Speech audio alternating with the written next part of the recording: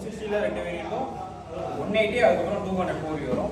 160ல மேஜராக பார்த்தீங்கன்னா ரெண்டு வேரியண்ட் வரும். இது 160 2V, அது 4V.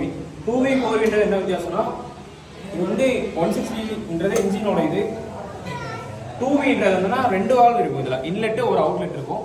4 வால்வ்னு போகிறப்ப ரெண்டு இன்லெட்டும் ரெண்டு அவுட்லெட் இருக்கும். இது என்ன டிஃப்ரென்ஸ் ஆகும்னா, இதுக்கு அதுக்கும் 2Vல வந்து பவர் வந்து உங்களுக்கு 16.04 வரும். அதே இது 4V போகும்போது அதுவும் 160cc தான். ஆனால் அதில் என்ன டிஃப்ரென்ஸ் வரும்னா, இதோட அது பவர் வந்து ஒரு 1.5 எக்ஸ்ட்ரா வரும், 17.4 கிட்ட வரும். அதுக்கப்புறம் பார்த்தீங்கன்னா டார்க் வந்து இது டிஃப்ரென்ஸ் ஆகும். சேம் இன்ஜின் சேம் பெர்ஃபார்மன்ஸ் தான். டார்க் வந்து இதில் வந்து என்னன்னா 13.32 வர இடத்துல அது வந்து 14.73 வரும். 1.50 வந்து அது டிஃப்ரென்ஸ் ஆகும்.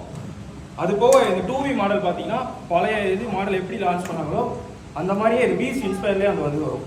இந்த கண்ணு மாதிரி வர்றது வந்து பீஸ்ட் இன்ஸ்பயர்னு சொல்லுவாங்க. அதுக்கு இது பார்க்க அந்த பேக் பண்ணி